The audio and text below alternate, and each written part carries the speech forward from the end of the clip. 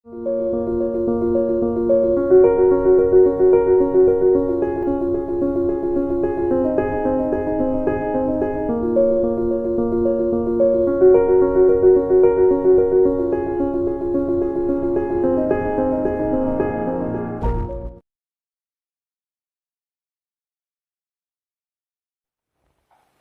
विद्यार्थी मित्र, द्वितीय वर्ष वाणिज्य सेकंड इयर कॉमर्स या वर्षी अत्यंत महत्त्वपूर्ण असणारा विषय म्हणजेच अर्थशास्त्र या विषयासंदर्भात आपण अधिकाधिक माहिती घेत आहोत. यावर्षी आपल्याला व्यवसाय अर्थशास्त्र म्हणजेच इकॉनॉमिक्स 201 हा विषय अधिक अभ्यासासाठी आहे. त्याच्यामध्ये सुद्धा अनेक वेगवेगळ्या गोष्टी आहेत, डेफिनेशन आहेत, संकल्पना आहेत. त्याचा आपण सगळ्यांचाच अर्थ हळूहळू उलगडत जाणार आहोत. व्यवसाय अर्थशास्त्र म्हणजे व्यवसायाशी निगडीत असणारं अर्थशास्त्र. अगोदरच्या आपण सेक्शनमध्ये पाहिलेलं की अर्थशास्त्राचा उगम कसा झाला, त्यानंतर त्याची व्याप्ती कशी वाढत गेली आणि आता जगात अर्थशास्त्राचं उपयोजन कसं आणि कोणत्या प्रकारे होत आहे. अर्थशास्त्र म्हणजे अगदी एका व्यक्तीपासून संपूर्ण राष्ट्रापर्यंत आणि त्याच्याही पुढे पूर्ण जगापर्यंत ज्याची व्याप्ती वाढलेली आहे, ज्याचे उपयोग, ज्याचं उपयोजन जगापर्यंत पोहोचलेला आहे, असा हा एक महत्त्वपूर्ण सामाजिक विषय आहे. याविषयी आपण अधिक माहिती घेतलीच. त्यानंतर आज आपण व्यवसाय संस्था आणि मागणीचे विश्लेषण या पुस्तकांतर्गत एक महत्त्वाचा मुद्दा अभ्यासणार आहोत. या व्यवसाय अर्थशास्त्राच्या निगडीत असणारे 3 घटक आणि त्या 3 घटकांच्या व्याख्या, त्याच्या परिभाषा, या सगळ्यांचा विचार आपण करणार आहोत. अगोदरच्या सेक्शनमध्ये पण आपण पाहिलेलं संयंत्र म्हणजे काय. आता या व्यवसायाच्या निगडीत किंवा व्यवसायासंदर्भात किंवा व्यवसाय अर्थशास्त्रामध्ये 3 घटक अत्यंत महत्त्वाचे आहेत. एक संयंत्र, दुसरा म्हणजे व्यवसाय संस्था आणि तिसरा म्हणजेच उद्योग. एकमेकांवर अवलंबून असणारे हे 3 घटक आणि ज्यामधूनच व्यवसाय अर्थशास्त्र जन्मास येतं किंवा व्यवसाय निर्माण होतो. आता अगोदरच्या पाठामध्ये आपण संयंत्र म्हणजे काय याचा विचार घेतला. आज संयंत्रावरच अवलंबून असणाऱ्या व्यवसाय संस्था आणि व्यवसाय संस्थांवर अवलंबून असणारे उद्योग या तिघांचाही आपण विचार करणार आहोत. आणि हे 3ही घटक अत्यंत महत्त्वाचे आहेत. इट्स फंडामेंटल फॅक्ट्स, मूलभूत घटक ज्याला आपण म्हणतो ते आहेत. अर्थशास्त्राचा अभ्यास करताना या गोष्टींकडे आपण विचार केला पाहिजे. किंवा अर्थशास्त्राची वेगवेगळ्या अनेक शाखा आहेत. अर्थशास्त्रामध्ये सुद्धा वेगवेगळ्या अनेक शाखा आहेत. त्यात व्यवसाय अर्थशास्त्राशी रिलेटेड त्याच्या अनुषंगाने हे 3ही घटक अत्यंत महत्त्वाचे आहेत. आता आपण बघितलं संयंत्र म्हणजेच काय, तर ज्या ठिकाणी अगदी कच्च्या मालापासून त्या कच्च्या मालाची वाहतूक म्हणा, त्यावर वेगवेगळ्या प्रक्रिया म्हणा, मग त्या प्रक्रिया संदर्भात वेगवेगळे यंत्र उपकरणं आली. त्याच्यानंतर त्या कच्च्या मालापासून पक्क्या मालात रूपांतर झाल्यानंतर त्याचं प्राइस इव्हॅल्युएशन म्हणजेच किंमत किती ठरवायची, त्याचं पॅकेजिंग, त्याचं प्रोडक्शन झाल्यानंतर त्याचं मार्केटिंग, या सगळ्या गोष्टी त्या ठिकाणी आल्यात. आणि या सगळ्या गोष्टी एका संयंत्रात होत असतात, एका विशिष्ट ठिकाणी होत असतात. म्हणजेच पूर्णपणे वस्तूचं उत्पादन त्या ठिकाणी घेतलं जातं, ते म्हणजे संयंत्र. हा एकक घटक आहे, सगळ्यात महत्त्वाचा घटक आहे. जसं विज्ञानाच्या बाबतीत म्हटल्यावर कोर इलेमेंट्स असतात, मूलभूत काही घटक असतात, तसंच व्यवसायाच्या संदर्भात हा एक मूलभूत घटक आहे संयंत्र, की ज्या ठिकाणी सगळ्या वस्तूंचं उत्पादन पूर्णपणे घेतलं जातं. संयंत्र हा भाग खूप मोठा आहे. संयंत्र एखाद्या व्यवसाय संस्थेची संयंत्र असतात. संयंत्र हा सगळ्यात छोटा घटक आहे. आता त्याच्यानंतर व्यवसाय संस्था. आता काय बरं व्यवसाय संस्था? व्यवसाय संस्था म्हणजेच या संयंत्राचं नियोजन किंवा मालकी हक्क ज्यांच्याकडे असतो ती म्हणजेच व्यवसाय संस्था. इंग्रजीमध्ये पाहायला गेलं तर या व्यवसाय संस्थांना कंपनी असं म्हणतात. बऱ्याच वेळेला व्यवसाय संस्था हा जरा आपल्याला जड शब्द वाटत असेल, पण कंपनी हा शब्द आपण ऐकल्यावर आपल्या मनात एक संकल्पना क्लिअर होते. व्यवसाय संस्थेच्या अंतर्गत अनेक संयंत्र येतात.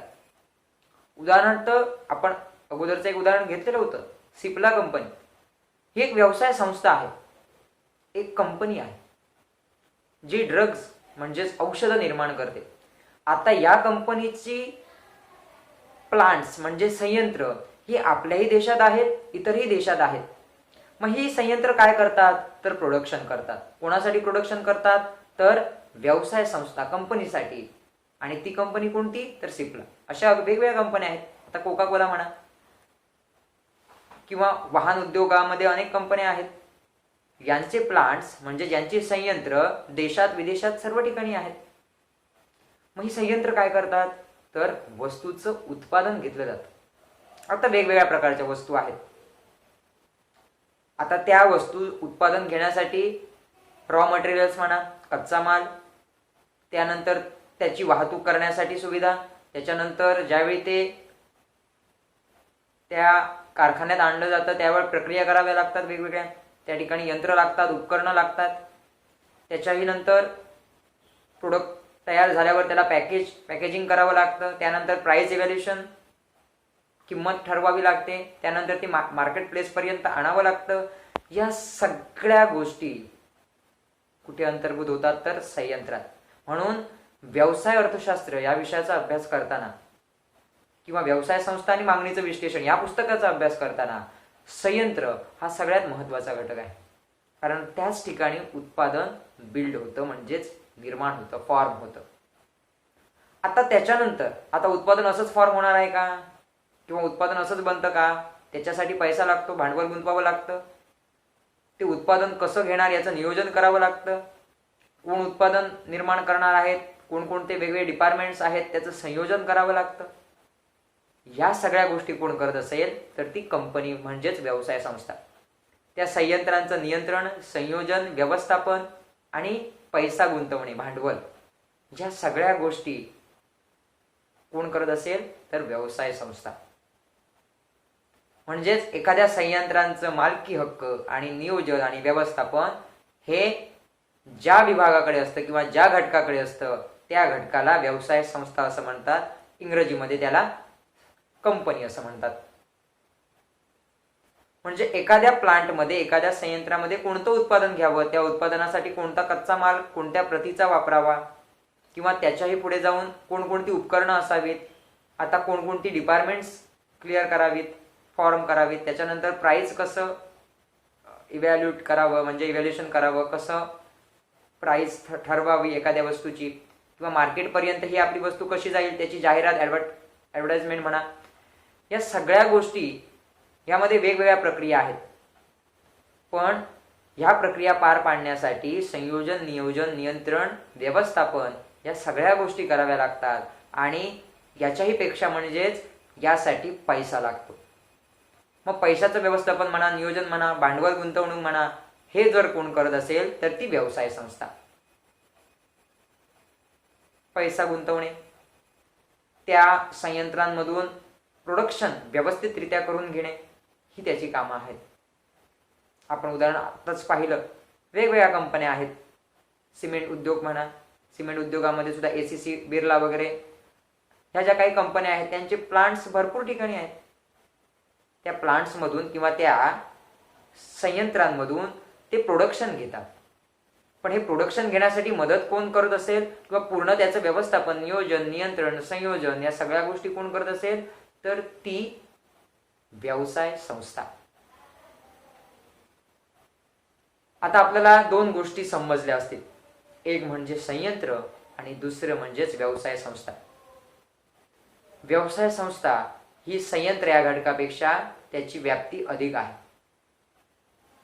आता वेगवेगळ्या कंपन्या आहेत, वेगवेगळे व्यवसाय संस्था आहेत आणि त्यांची वेगवेगळ्या ठिकाणी देशात, विदेशात, परदेशात सगळ्याच ठिकाणी वेगवेगळी संयंत्र आहेत. आणि या संयंत्रात त्यांचा मोटो किंवा त्यांचा एम काय आहे, ध्येय काय आहे संयंत्रांचं? उत्पादन घेणं. आणि या संयंत्रांवर नियंत्रण, नियोजन, त्या संयंत्रांच्या घटकांचं किंवा त्या संयंत्रांचं व्यवस्थापन, भांडवल किंवा मालकी हक्क हे जर कोणाकडे असेल तर ती व्यवसाय संस्था. बघा आपण महत्वाचं काय की आपण महत्वाचा मुद्दा काय आहे की आपण व्यवसाय अर्थशास्त्र याविषयी अभ्यास करत आहोत. व्यवसायाशी निगडीत अर्थशास्त्र. मी अगोदरच म्हटले की अर्थशास्त्राच्या वेगवेगळ्या भाषा आहेत, कारण अर्थशास्त्र हे एक सामाजिक शास्त्र आहे, मानवी मनाशी निगडीत शास्त्र आहे. गरजा पुरवणं, साधन संपत्ती याविषयीचं एक शास्त्र आहे. त्यामुळे मूलभूत एक शास्त्र आहे. वेगवेगळ्या यामध्ये सुद्धा वेगवेगळे प्रकार आहेत अर्थशास्त्रामध्ये सुद्धा. आता व्यवसाय म्हणजे व्यवसायाच्या निगडीत, आणि या व्यवसायाच्या निगडीत आपण विचार करताना 3 गोष्टी सगळ्यात महत्त्वाच्या आहेत. एक म्हणजे संयंत्र, ज्याला आपण प्लांट्स असं म्हटलं. दुसरी म्हणजे व्यवसाय संस्था, कंपनी, आणि तिसरा म्हणजे उद्योग. या 3 घटकांवरच हे व्यवसाय अर्थशास्त्र अवलंबून आहेत. मग या घटकांच्या व्याप्ती कितपर्यंत आहेत किंवा त्याचे उपयोजन कितीपर्यंत आहे, यावरून याचा विस्तार हा वाढत जातो. आता आपण संयंत्र पाहिलं की ज्या ठिकाणी उत्पादन फॉर्म होतं, प्रोडक्शन फॉर्म होतं, उत्पादन बनवलं जातं. मग त्या ठिकाणी वेगवेगळ्या प्रक्रिया आल्यात. या प्रक्रिया ज्या ठिकाणी होतात ते म्हणजे संयंत्र, आणि संयंत्र ही अनेक ठिकाणी असतात. आता या संयंत्रावर ज्यांचं व्यवस्थापन, नियोजन, संयोजन किंवा मालकी हक्क असतो, तो घटक म्हणजेच व्यवसाय संस्था, म्हणजे एखादी कंपनी. आता त्याच्याही पुढचा मुद्दा म्हणजे तिसरा घटक म्हणजेच उद्योग. उद्योग म्हणजेच विशिष्ट व्यवसाय संस्थांचा समुच्चय. विशिष्ट व्यवसाय संस्थांचा समुच्चय. आता उदाहरणार्थ बघा, औषध निर्मिती हा उद्योग आहे. उद्योग कोणता? औषध निर्मिती. आता उद्योग असं आपण का म्हटलं की या औषध निर्माण करणाऱ्या घटकांमध्ये किंवा या विषयाअंतर्गत अनेक व्यवसाय संस्था यामध्ये मिळालेल्या आहेत. मग सिप्ला म्हणा, फिजर म्हणा, अबॉट म्हणा, मग या सगळ्या व्यवसाय संस्थांचा समुच्चय म्हणजेच औषध निर्माण उद्योग. किंवा सिमेंट उद्योग, आपण सिमेंट उद्योग म्हणतो. या सिमेंट उद्योगामध्ये एसीसी आलं, त्याच्यानंतर अंबुजा सिमेंट आलं. वेगवेगळे सिमेंटचे उद्योग व्यवसाय संस्था आहेत. पण उद्योग कोणता? सिमेंट निर्मिती. उद्योग कोणता? औषध निर्मिती. उद्योग कोणता? थंड पेय. आता थंड पेयांमध्ये सुद्धा कोल्ड्रिंक ज्याला म्हणतो, आता कोल्ड्रिंकमध्ये हा उद्योगामध्ये अनेक व्यवसाय संस्था आहेत. मग ते छोट्या असतील, मोठ्या असतील. अगदी आपल्या सिंधुदुर्गात काणेकर किंवा त्याच्याही पलीकडे आपण नॅशनल इंटरनॅशनल गेलो तर पेप्सी, कोका कोला, लिम्का, ह्या व्यवसाय संस्था आहेत. पण उद्योग कोणता आहे? कोल्ड्रिंक, थंड पेयांचा उद्योग. म्हणजे उद्योग ही संकल्पना मोठी आहे. उद्योग म्हणजे काय तर अनेक व्यवसाय संस्थांचा, पण त्यांचं प्रोडक्शन, उत्पादन एकच असतं. एकच उत्पादन किंवा एकाच प्रकारच्या उत्पादन घेणाऱ्या वेगवेगळ्या व्यवसाय संस्थांचा समुच्चय म्हणजेच उद्योग. त्यामुळे उद्योग ही अधिक व्याप्ती असणारी संकल्पना आहे. उद्योग, त्यानंतर व्यवसाय संस्था, आणि व्यवसाय संस्थांच्या अंडर कोणी असेल तर संयंत्र. बघा 3 मुद्दे अत्यंत महत्त्वाचे आहेत. संयंत्र, ज्या ठिकाणी उत्पादन घेतलं जातं. त्यानंतर व्यवसाय संस्था. व्यवसाय संस्था म्हणजे संयंत्रावर ज्यांचा मालकी हक्क किंवा व्यवस्थापनाचे अधिकार असतात. आणि उद्योग. उद्योग म्हणजे काय की अनेक व्यवसाय संस्था ज्यांचं प्रोडक्शन किंवा उत्पादन एकच असतं, अशांचा समुच्चय. आपण अनेक उदाहरणं पाहत आहोत.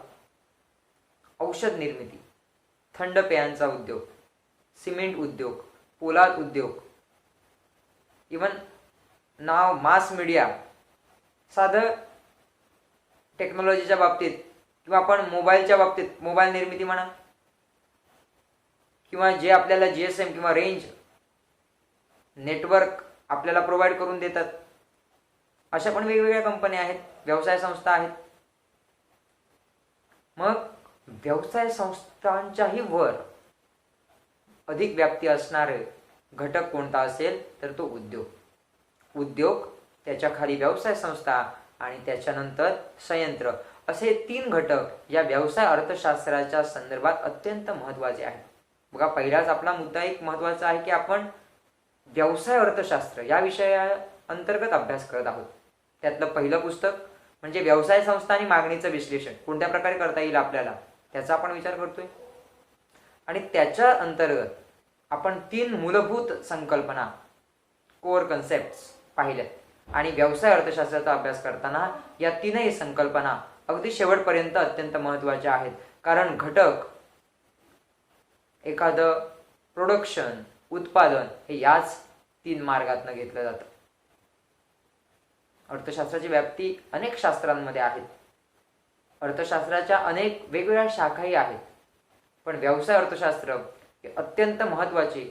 आणि या नवीन, ज्यावेळी इंडस्ट्रियल इव्हॅल्युएशन म्हणजे औद्योगिक क्रांती झाली, इंग्लंडमध्ये ही औद्योगिक क्रांती घडून आली 18व्या शतकामध्ये. त्यानंतर जगभरात कारखानदारी म्हणा किंवा उद्योगधंदे म्हणा, यामध्ये बरीच प्रगती झालेली आहे. बऱ्याच अंशी बिझनेस किंवा ज्याला आपण ट्रेड असं म्हणतो, ट्रेड किंवा होल वर्ल्ड इकॉनॉमी, पूर्ण जगाची इकॉनॉमी ही ह्या उद्योगांवर खूप मोठ्या प्रमाणात बेस आहे, याचा बेस आहे किंवा अवलंबून आहे.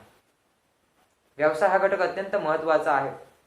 आपण आज Bharat, India is developing nation, Bharat हा एक विकसनशील देश आहे, तो विकसित होत आहे. कधी विकसित होणार? ज्यावेळी त्यांच्याकडे उच्च दर्जाचे सगळे व्यवसाय, उद्योगधंदे असणार, ज्यामुळे अनेक लोकांना रोजगार मिळणार आणि त्यामुळे पैसा किंवा विदेशी पैसा म्हणा आपल्या देशात येणार, आपली प्रगती होणार.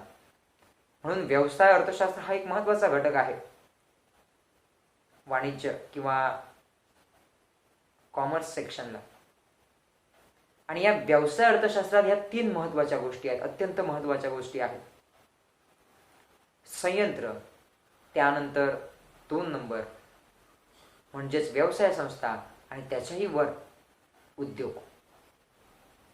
उद्योग म्हणजेच वेगवेगळ्या कंपन्यांचा, वेगवेगळ्या व्यवसाय संस्थांचा, म्हणजे ज्यांचं उत्पादन एकच असतं. उत्पादन म्हणजेच औषध निर्मिती करणं, आणि औषध निर्मिती करणाऱ्या अनेक वेगवेगळ्या व्यवसाय संस्था मिळून औषध निर्माण उद्योग हा बनत असतो.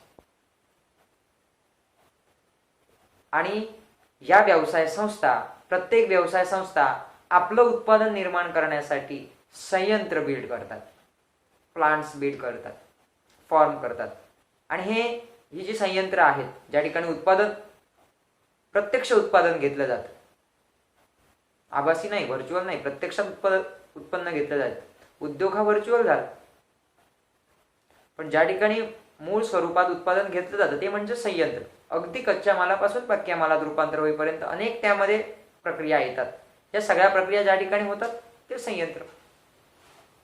आणि एखाद्या व्यवसाय संस्थेची संयंत्र महत्त्वाचं आहे, ही प्रत्येक ठिकाणी असू शकतात, कुठल्याही ठिकाणी असू शकतात. म्हणजे फक्त भारतातच आहेत किंवा महाराष्ट्रातच आहे असं नाही, भारताही बाहेर असू शकतात.